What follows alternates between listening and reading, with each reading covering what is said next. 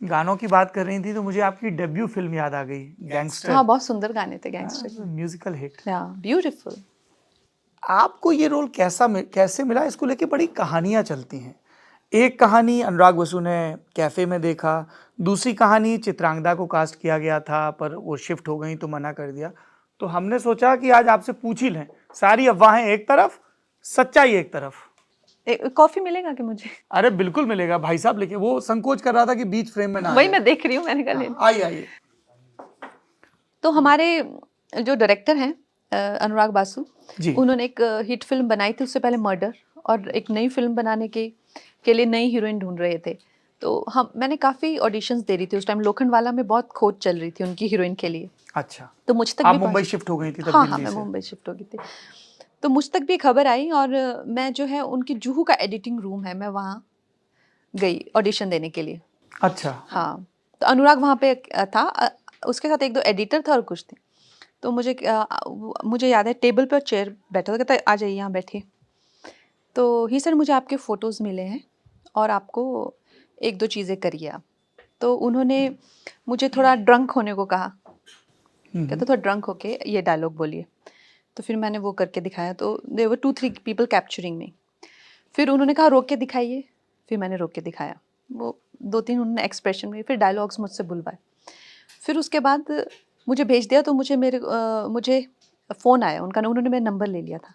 Phone आया, कहते ठीक है तुम यू गॉट द जॉब, हो गया तुम्हारा जॉब। तो मुझे बड़ी खुशी हुई, मैंने कहा यार काम मिल गया मुझे।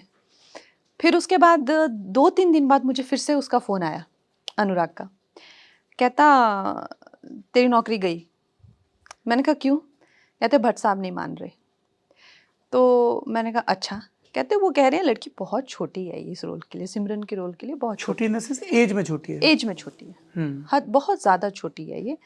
और सिमरन एक वो महिला है जिसका एक इतिहास है, उसका फेस पे भी वो मैच्योरिटी होनी चाहिए, उसका एक इतिहास, उसका एक बच्चा है जो हमें बाद में पता चलता है। She is a mystery.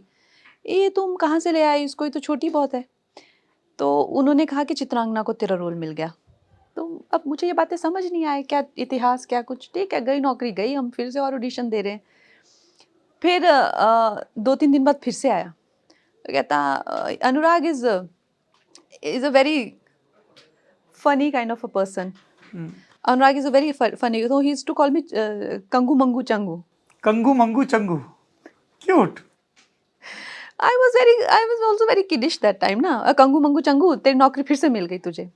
I said अब क्या हुआ, क्यों मुझे नौकरी मिल गई? कहते वो चित्रांगना फ़ोन नहीं उठा रही हमारे किसी के भी, एंड शायद जो भी उनके पर्सनल रीजंस होंगे, तो she is not doing this. तो मैंने कहा ठीक है। तो इसी तरह से मुझे फिल्म मिली थी।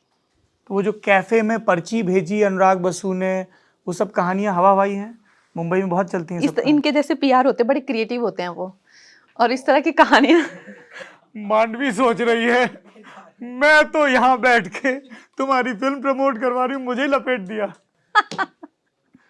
ये पीआर वाले ऐसी बदमाशी करते हैं। पीआर वालों की भी देखिए, अब उनको भी क्या बोलेंगे कि एक लड़की हमने ढूंढी है, वो मुझे लॉन्च करने की कोशिश कर रहे थे। I don't think they had any bad intention. वो चाहते थे कि मैंने भी नई लड़की को लॉन्च किया। और आपको पता है एज अ प्रोड्यूसर आप क्या चाहते हैं अपने नए टैलेंट, आप ये चाहते हैं कि भाई बवाल मच जाए, हमारी लड़की है तो बवाल मच जाए, आप ऐसे चाहते हैं, आपकी इंटेंशन होती है कि छा जाए हमारी फिल्म।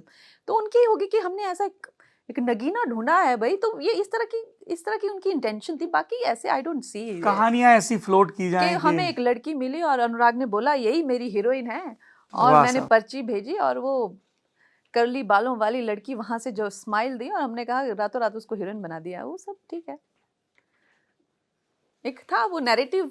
मैंने how does it affect me? Doesn't affect me in any way.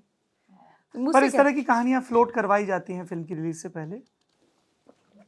कई तरह की कहानियां पीआर को, जिससे कि एक चर्चा बने, एक लोगों को आकर्षण पैदा हो चीज को लेके।